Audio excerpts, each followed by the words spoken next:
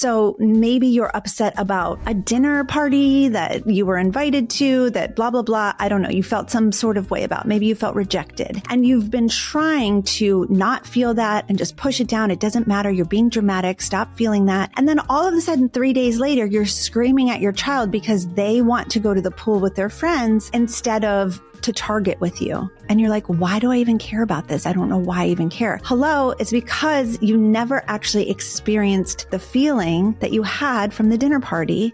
And so now it's coming out and it's exploding onto your child.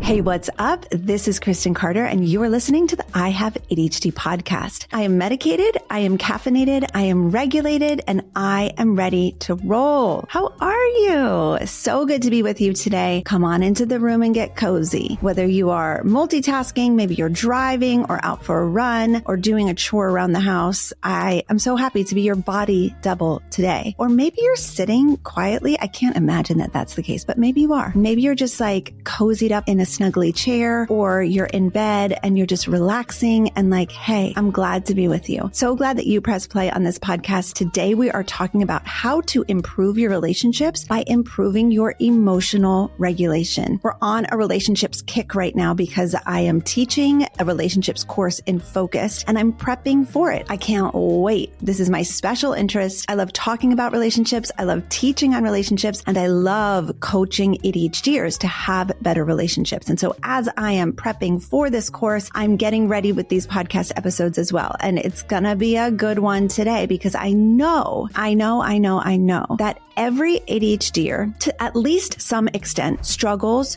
to regulate their emotions. And this is one of our deficient executive functions. I've talked about it many, many times on this podcast, but I've never talked about it specifically in relation to improving your relationships. Your emotional regulation absolutely impacts your relationships. Think about when you're feeling something really intensely and you don't know what to do with that feeling. And so you end up yelling at someone. You end up exploding on someone. You end up saying something that you don't mean, that you wish you could take back. You end up hurting the people in your life and really wishing that you hadn't. And if you had just been able to regulate your emotions during that time, it probably wouldn't have come out so intensely. It probably wouldn't have been such an explosion. It probably wouldn't feel like such a roller coaster. But because we struggle with emotional regulation, which is the ability to identify and self-soothe our emotions, because we struggle with that, we can often be kind of volatile in our relationships, whether that is our most intimate relationships, like with our spouses or our kids or our best friends, but also like at work, when you get super pissed at a coworker for being an idiot,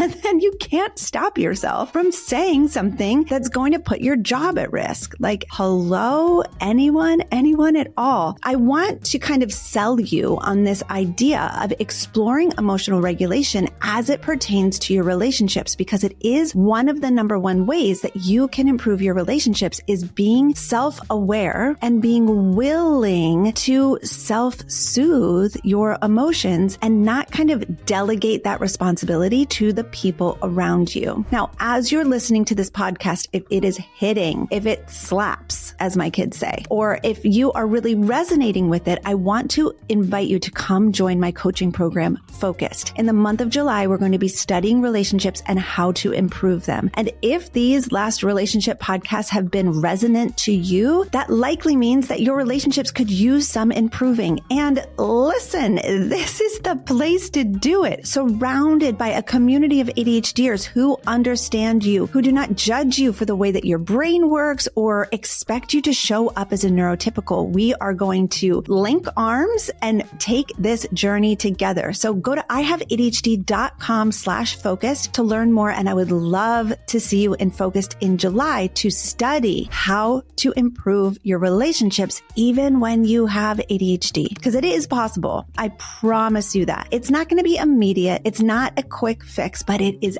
absolutely possible to improve every single one of the relationships in your life and for you to feel like a more grounded adult who's not missing the memo? Like, raise your hand if you feel like you've just missed the memo on relationships. Like, everyone else has the rule book, but you don't. And that's what this course is all about, is like giving you the rule book, helping you to not miss any memos, and helping you to improve your relationships. First, starting with the relationship that you have with yourself, so you're not so much of an a-hole to yourself. So like, there's that, but then also improving the relationships with the people around you. Again, go to IHaveADHD.com/focus to learn more about that. Today, we're going to chat about improving your emotional regulation and how much that can improve your relationships. All of us take action from our emotions. I don't know if you know that, but it's well known in psychology that emotions fuel actions. And so if you find yourself exploding on the people that you love, fighting with people when you're just like, probably shouldn't be fighting right now, writing nasty emails, or fighting with your kids, or being just a little bit spicy, are you just a little spicier than you wish you were? And is that making your relationships difficult? Then we need to work on improving your emotional regulation. What we want is to cut down on explosions, cut down on fights, cut down on the hurt that we're causing for ourselves and for other people. And the way that we do this is to learn how to regulate. There's two things that ADHDers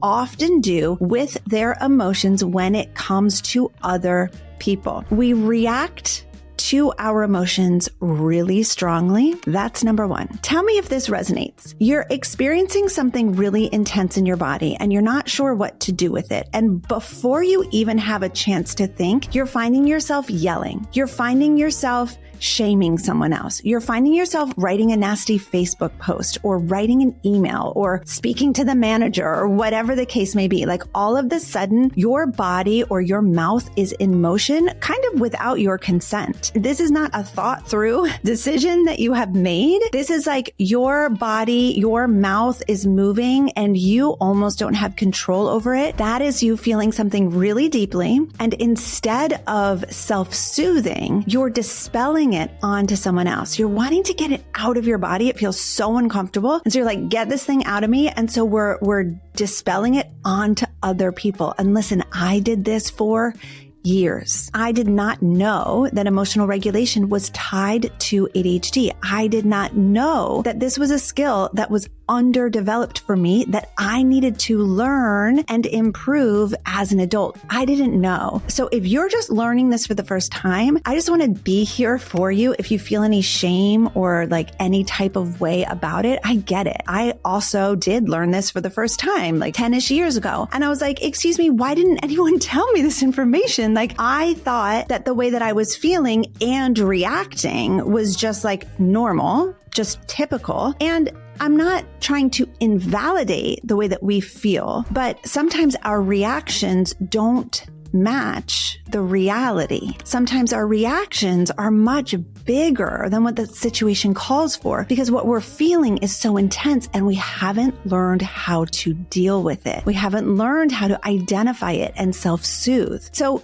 reacting to emotions is one of the main ways that adults with ADHD can cause harm in their relationships. I feel something big and I don't like it. I need to get it out of me. I need it to go somewhere. And so I'm going to throw it onto you, husband. I'm going to throw it onto you, child. I'm going to throw it onto you, Facebook or whatever. Okay. And so one of the things that we do when we haven't learned to hold our own emotions is we throw them onto other people because they're so uncomfortable for us. We just got to get them out. I want you to think through how difficult this can make a relationship. I want you to think through how intense a relationship with a dysregulated ADHDer can be. And so one of the best ways that we can improve our relationships is to improve our emotional regulation skills. The second thing that ADHDers do with our emotions when we really haven't learned to regulate them is we resist them. Now, this is so common. And I think there's a really good reason why we do this. So let's just put a pin in that for a second and talk about why. Why do we resist our emotions?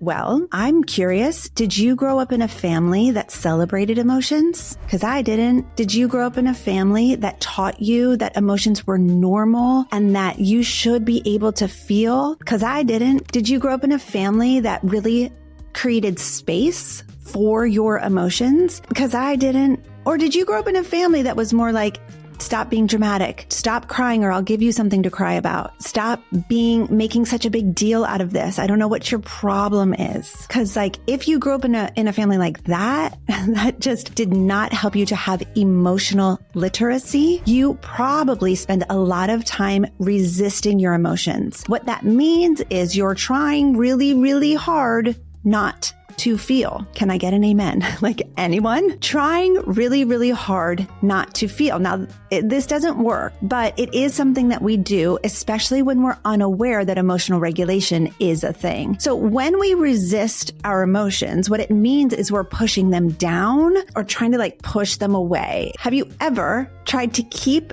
or push a beach ball under the water and fully submerge it? It's like nearly impossible. And what's hilarious about this is it looks so awkward. And so I want you to picture yourself like hopping on top of it and trying to push it down and like rolling off of it. This is kind of what it's like when we are trying to not feel our emotions. We're trying to resist them. We're trying to exist as humans in the world who don't have emotions. It does not work. It doesn't work because you are a person. Just FYI, you're a person and you're supposed to feel. You are supposed to feel all day, every day. When you are brought up in a family that says you're not allowed to feel, there's no space for your emotions don't matter. What you learn is that you've got to like shut off your emotions. And so we try to resist them and we try not to feel them. Now, I want you to picture you finally get that beach ball down under the water. You finally do it. You fully submerge it. And then what happens? It pops up. It pops up so high. It goes shooting out of the water, probably shooting out of the pool. It hits somebody in the face. It's hysterical.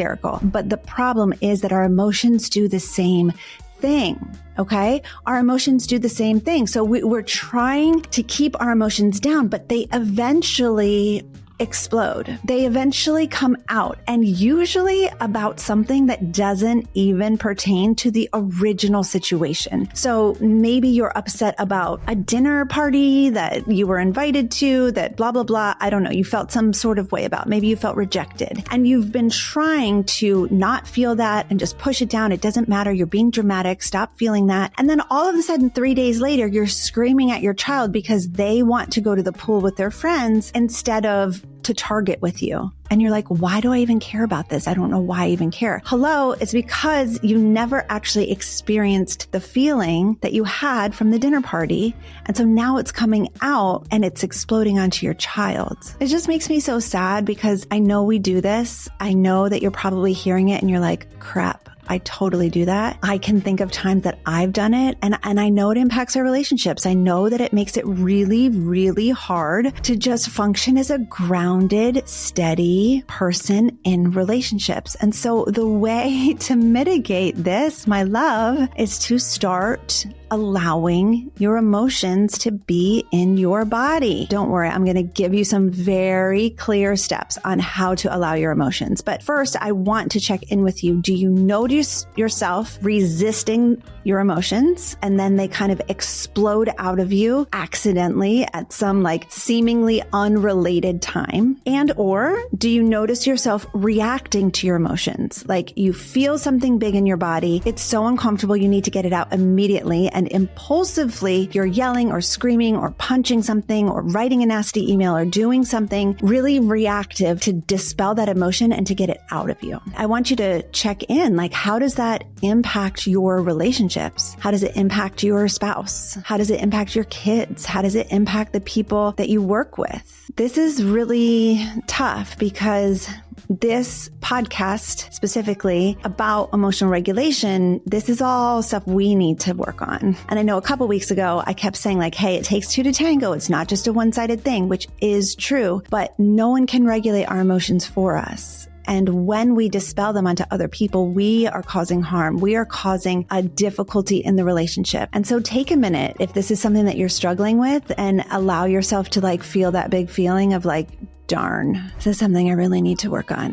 And that's valid. And this is a very safe place for you to do it. There's absolutely no judgment. I promise you, nothing that you have done will shock me. Nothing. You can't say anything that will shock me. I've heard it all. I've done it all. I've said it all. Like, nothing that you have done is going to shock me. I don't want you to feel judged at all, but I do want you to begin to develop a sense of responsibility of like, I think I need to take care of this. I think I need to start to learn this skill so that I am not causing harm in my relationships. Okay, so let's move into talking about how in the world do we begin to learn the skill of emotional regulation so that we can be more grounded in our relationships? Remember, you are making decisions from your emotions. So if your emotions are really intense and you're not really sure how to feel them, process them, identify them, like maybe you don't even know what you're feeling, you're just feeling something really, really big, it is likely that you will be someone that like explodes on people or fights with people or hurts people unknowingly or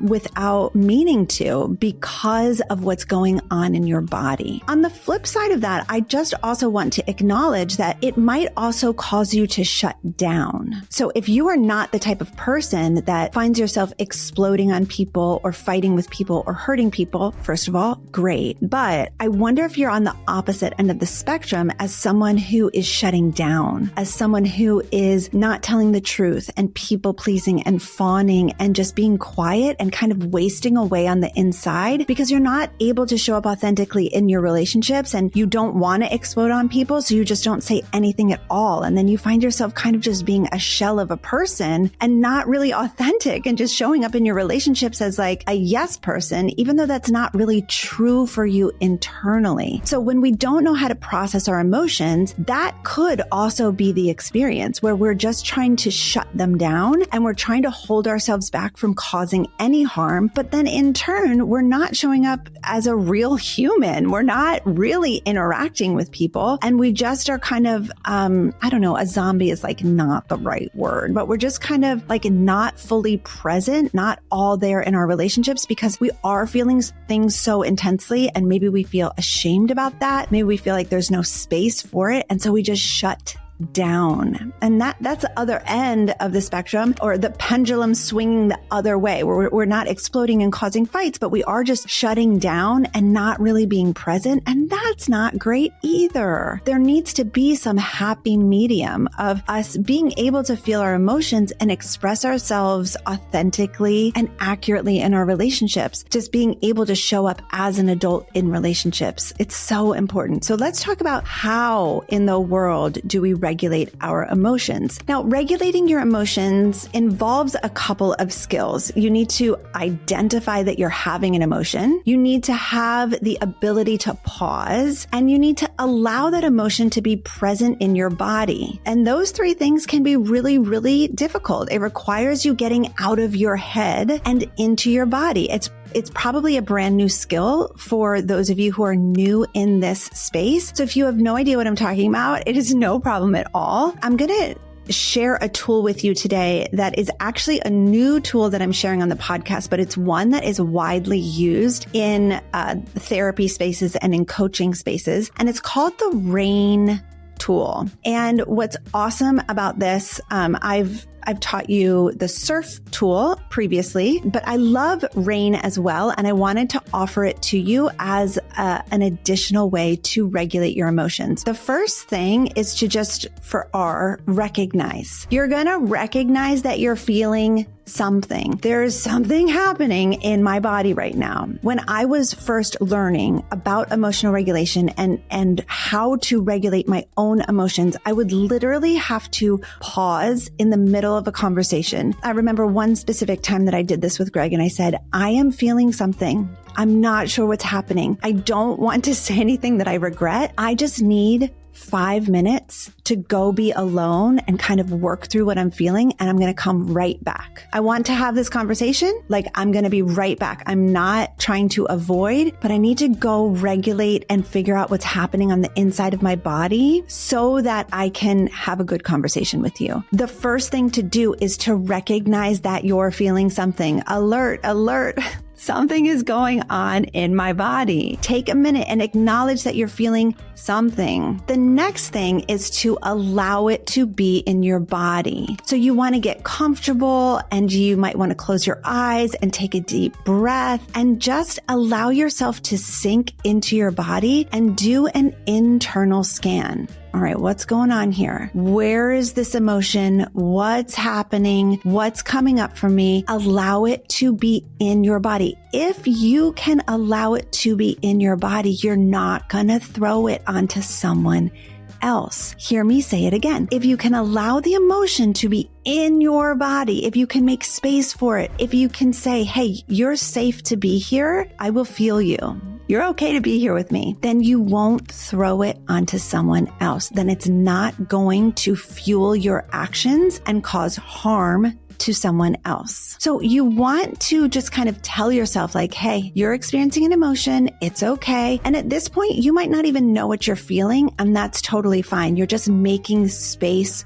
for it. As I'm talking you through this, I'm realizing that it would probably be helpful for me to include a script for you at the end. So what I'm going to do is I'm going to just talk through it theoretically. And then at the end of this podcast, I'm going to actually walk you through a rain practice so that you can have me as a guide leading you through this practice of regulating your emotions. Okay. So we'll talk about it in theory, and then I will lead you through a practice after that. So after you've allowed the emotion, you want to spend some time investigating. This is the I. So with a lot of compassion, you're going to get curious. Like, what's this emotion? Why is it here? Why does it make sense that I'm feeling this? Like, what's going on for me? This is going to be most likely a brand new experience for you if you did not grow up in a family that validated and made space for your emotions. So you might actually have this kind of knee-jerk reaction to be like, you're being stupid. It's not that big of a deal. You don't need to feel this way. But if you can actually listen to yourself, hey, this makes sense that you're feeling this. It's no problem. I'm really glad that this emotion is here. It's allowed to be here with me in my body. You're allowed to be here. If you can validate and make space for that, there's going to be so much relief. Okay, the first N is non-identification, which is just a fancy way of saying, remind yourself that you are not this emotion, that it is something that you're experiencing, but it is not you. You are not overwhelmed by it. It's just happening and you're experiencing it, but you are not the emotion itself. And then the last N is just spend some time being really nice to yourself. The N stands for nurture. We have been so under nurtured in our families, in society, that what we really need at the end here, as we're kind of wrapping up this practice and reestablishing safety, is just a lot of nurture. You did a good job. Really, really good job. I know it's hard to feel emotions, and I'm so glad that you spent this time. Okay, so did I lose you? I feel like this is like a little woo-woo, and you might be like, this is stupid, Kristen, I don't want to do it. But I have to tell you that this one skill has changed my life. This one skill has allowed me to improve my relationships, to make a whole heck of a lot more money, to stay in one career path that I absolutely adore. The skill of emotional regulation has allowed me to accomplish my goals and get the things done that I want to get done. So you might label it as a fluffy skill. I promise you it's not. I want you to put me to the test. I want you to try it, and I want you to tell me it don't work. Like, go ahead, like try to practice regulating your emotions and then come back to me and tell me if it doesn't change your life. Because I think it's gonna. I've seen it work for thousands of people with ADHD, and I think it'll work for you too. I really, really do. The whole point here is that we want to have grounded relationships where we are able to show up authentically without causing a lot of harm. We want to show up and tell the truth, but not tell the truth in the way that is yelling, screaming, exploding, harmful, scary. We also don't want to be shut down and totally like detached from the relationship because there's just so much emotion happening in our body and we don't know what to do with it that we've just had to run away and hide. So we're trying to find this happy medium where we can be connected in our relationships and we're telling the truth, but we're also mitigating explosions. It's not a roller coaster, and we're also not shutting down and detaching and hiding. Having the ability ability to not react to our emotions and to not be forced to stuff them down and then have them explode up like a beach ball, but just be able to recognize something is happening, allow it to be in our body, investigate it with kindness, not identify with it, and then nurture ourselves back to just like a place of balance and equilibrium, even though that emotion is valid. And maybe we do need to say, hey, you hurt me. This is not okay. But we can say it without screaming.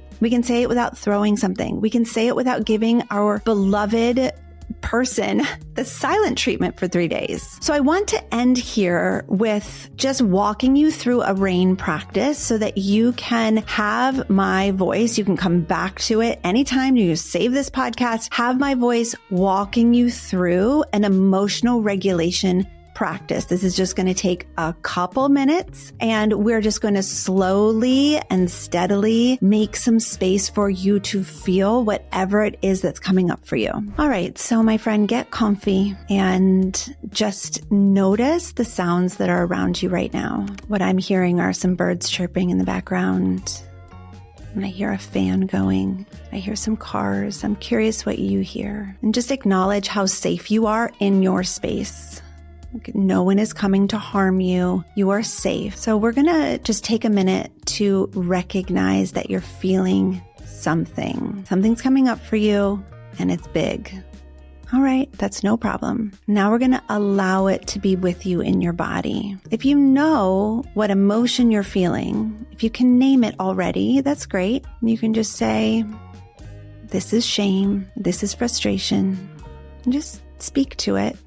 But if you don't know what you're feeling yet, that's no biggie. But I want to invite you to sink into your body and do an internal body scan. Notice the emotion. Notice where it is. Maybe it's in your throat, your chest, your belly, your back. Wherever it is, just go to it and put your attention on it. Take a deep breath and internally tell yourself, it's okay to feel this. It's here for a reason. This is a normal experience. Maybe as you're putting your attention on it, it's getting a little more intense. I want to let you know that this is not going to last forever. But if you can turn the volume up on it, it's really going to help you to process it. So notice how it feels. It might burn or feel tight. It might move around. However you're feeling this emotion is normal. It's exactly the way it's supposed to be felt. It may be uncomfortable, but I invite you to welcome this emotion because it's here for a reason. So just breathe into it like, hey,